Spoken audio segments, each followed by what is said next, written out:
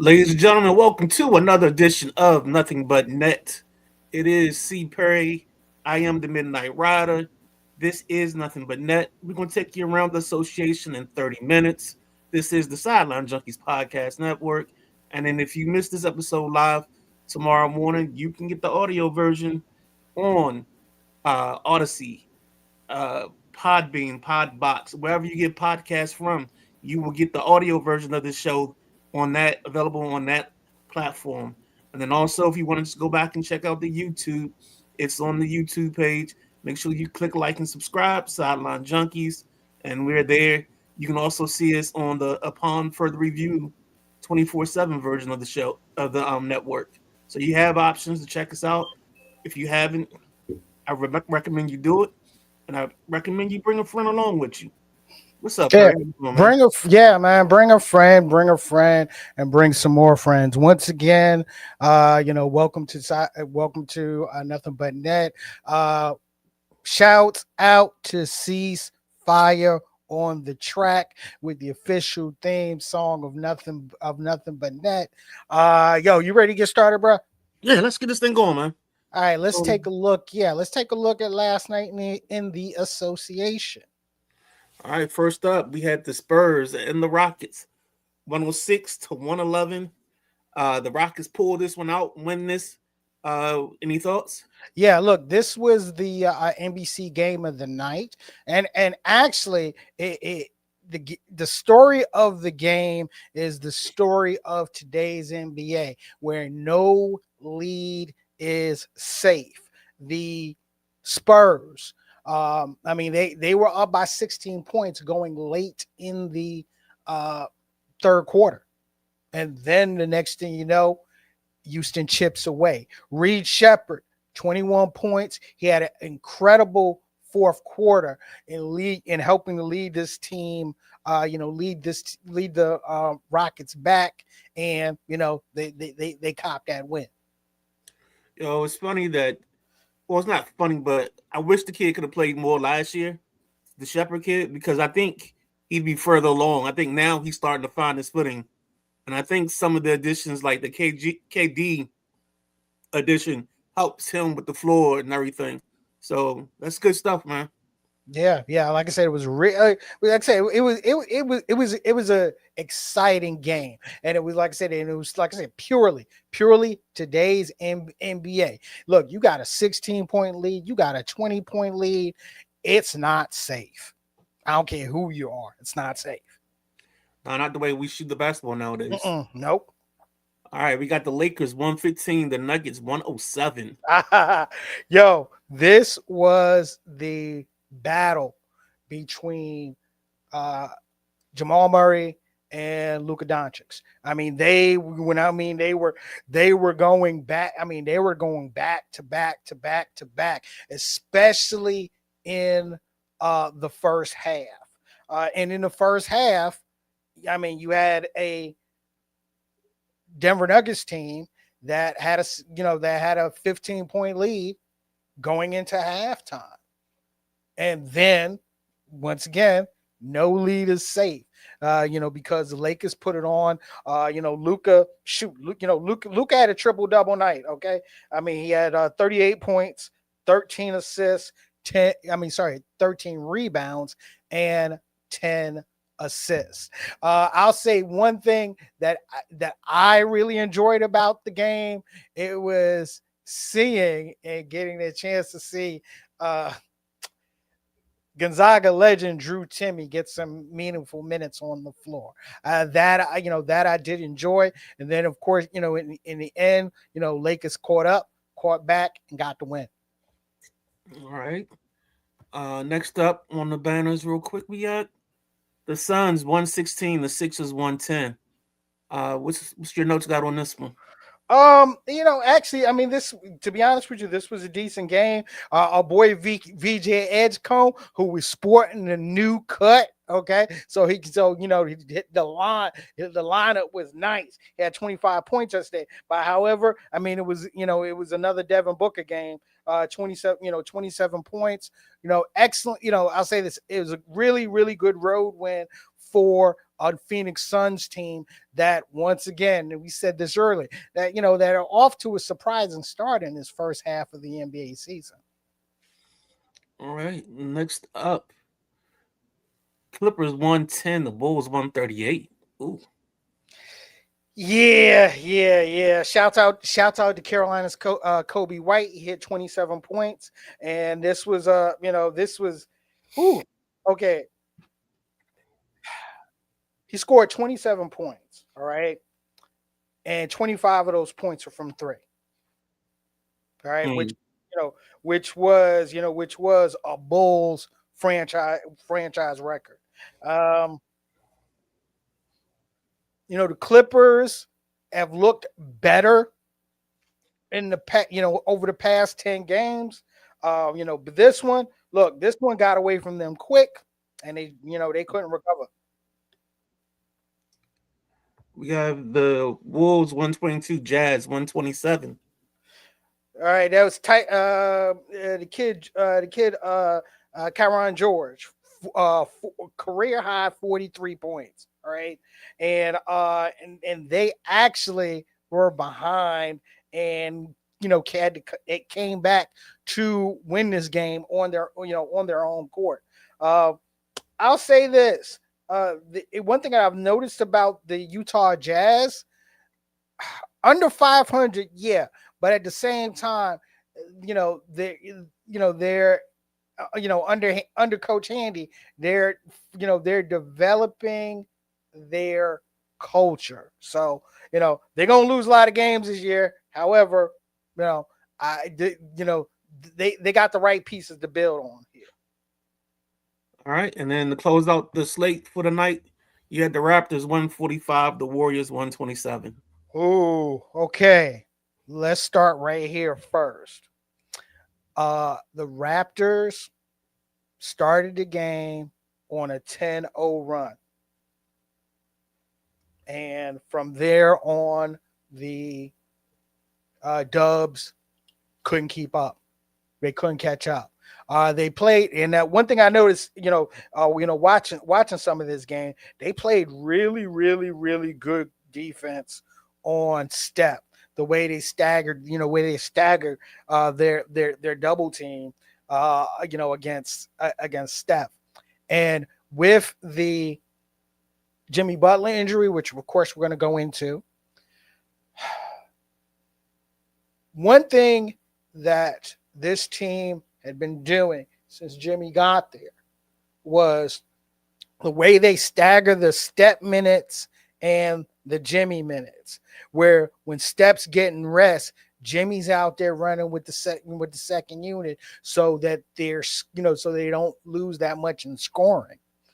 Now with the Step, those Step rest minutes, you don't have that scoring, and they definitely did not have that scoring last night. And the funny part about last night, for the first time since before Christmas, Jonathan Kuminga cracked the rotation, and they actually gave him some run in the starting in the second quarter. Emmanuel Quickley, 40 points for the Raptors, who are looking good, trying to compete and stay within the top four of the Eastern Conference. All right, let's get to it, because we actually got a question on it. So let's get the young man off of Twitch.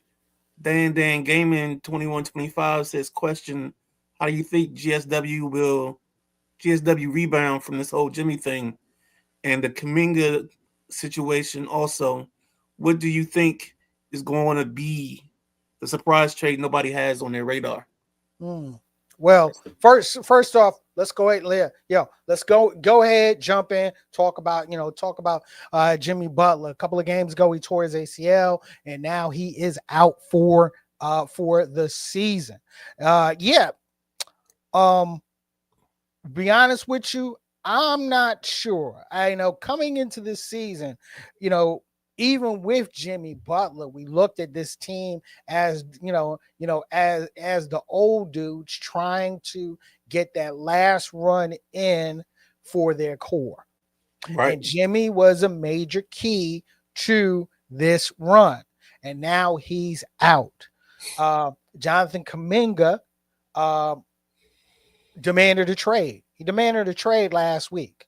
Now, when you can demand a trade, but also at the same time, it's up to the general manager, in this case, that being Michael Dunleavy, to make a move. I'm not sure if they're going to make a move or be able to make a move. And to be honest with you, I don't think there's really a surprise move out there for them to make. I mean, last year when it came to Jimmy and when it came to, to getting to Golden State, it was choreographed, and we as NBA aficionados saw it a mile away. It was choreographed a freaking month before it actually happened. So that we were able to see. When injuries occur, it's hard to foresee the next move. Because at this point right now, maybe it's time for Steve Kerr to get up off his crankiness and now play Kuminga, because he doesn't have much of a choice. Even with Kuminga requesting, demanding a trade, look, he's still an asset that you got to play to see how far you're going to get. And with the at this point now, with the Butler injury, I mean, I don't see them getting far, but also at the same time, I mean, let's be honest, Midnight Rider, with Butler there anyway, we ain't seen him getting that far. Right. The only thing I can see is that you find somebody to take on Kuminga, find like a small deal there. But there was some interesting I saw on and it's not on here. But I mean, Giannis made some interesting comments and been making some interesting comments. And I think, I don't know, I'm feeling closer to he might get moved somewhere between now and the new NBA season next year. I don't know how soon it happens because of the money, but he's somebody to look out for, because it's like they ready to get divorced. It's just nobody wants to sign the paperwork. Yeah, and I still hold to divorce isn't going to happen until the off season. I still hold to that. Because there's still, that's still a lot of pieces, or better yet, the money that has to match up. I mean, right. and really, there's one true place that we know that he wants to play at, where if they deal, the money would fit up. So let's just go ahead and roll over to our next topic. Okay, look, everybody know I'm the resident Knicks fan. So after Monday night's terrible loss to an under 500 Dallas Maverick team, Jalen Brunson called a players only meeting after that loss. According to Ramona Shelburne of ESPN, one of the main things that was mentioned in this players only meeting is we can't blame this on the coaches. Nobody's going to save us. We are going to have to do it ourselves. That's what a captain's supposed to do. All right. But you look, I'll say this, looking over they're 7-10. Sorry, let me rephrase that. 7 losses in the past 10 games. And you know me, I've watched every game. They have not looked in sync. I know a lot of fans are fussing about the play of Karl Anthony Towns and him not being connected, or even knowing his role in this new system that Mike Brown has brought to New York. Also, there have been other reports of some dissension, especially between the head coach and some of the players. For example, there was an incident during the Golden State Warriors game at Golden State where, during a foul, Karl-Anthony Towns fouling Draymond Green, and Draymond Green and Mike Brown hugging each other, and that reportedly has not landed well in the locker room as well as in the front office. So been hearing, so over the past couple of days, you've really been hearing a lot of things. Steve Papa was reporting that Karl-Anthony Towns was being shopped to teams like Memphis, Charlotte, and Orlando, while SNY's Ian Begley, who I always look at as one of the major New York insiders, is pretty much, the front office is still standing firm on this is our core. Any changes that will be made will be to enhance the core versus trading away players. Now, if you want my opinion, Yeah, you gotta give us real quick so we can get everything. Get to the got back you. end. Let it ride. This is the dog days of the NBA right now. Right. When you're looking at January through the All-Star break, slumps are going to happen. It's up to this team, as the captain said, to get it together.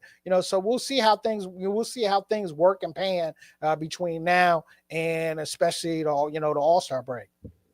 All right. Speaking of the All-Star break, the NBA All-Stars are announced. Let's go ahead and give you that. Boom. So we got Shai Gilgeous, Nikola Jokic, Luka Doncic, Steph Curry, Victor Wembanyama, and then on the East starters, Cade Cunningham, Tyrese Maxey. Glad to see he got a spot. Giannis, Jalen Brunson, and Jaylen Brown. Yeah. Okay. First off, not surprised with the starters from the East, to be quite honest with you. Okay. Let's keep it a buck. Okay. The top 3 point guards in the NBA are in the Eastern Conference, and those, I'll say this: three of those top 5 are Cade Cunningham. He's on an MVP role. All right. Jalen Brunson is always in the mix. Tyrese Maxey, deserving All-Star year. Okay. And Jaylen Brown may become, this is the first time that Jaylen Brown has been voted as a starter, and deservingly so, with the way that he is led and propelled Boston to remain in the top 4 of the East. So no surprise. All right. The West, be honest with you, look, there's no surprise in the West. Steph is going to be an all-star starter as long as Steph is an all-star starter. Luka is right now at the midway point in the season. Let's be extremely clear. He's the MVP of the league. Joker's Joker. As long as Joker's joking, even though Joker's injured, he will be starting. Okay. Wemby, this is just the start of his ascension as a regular all-star starter. And of course, Shai is Shai. I mean, let's keep it for real. Now,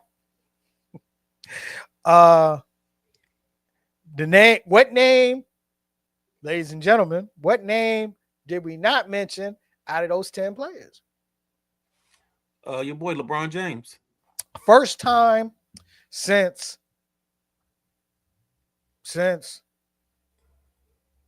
actually, this is the first time that he's not been voted to the to the All-Star game as a starter. That's correct. Yeah.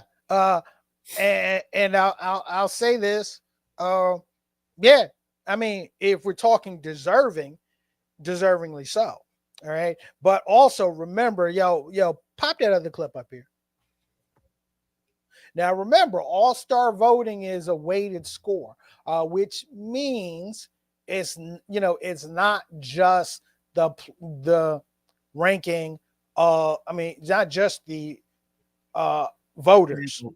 Okay, yeah, it's weighted, by player ranking, fan vote, and media ranking. Um, and so the fan vote is still weighted the heaviest. It's still weighted the heaviest.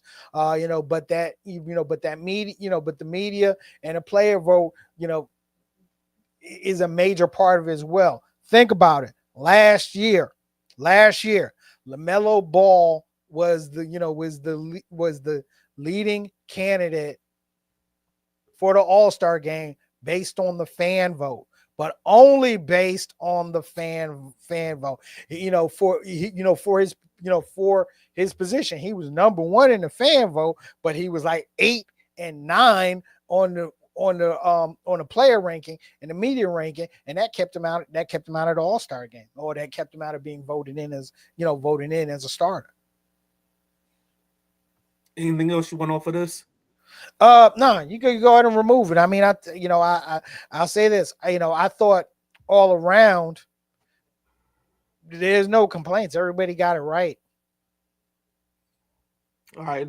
Let's go back to the Jimmy. But I know we passed the Jimmy Butler thing, but we got a comment.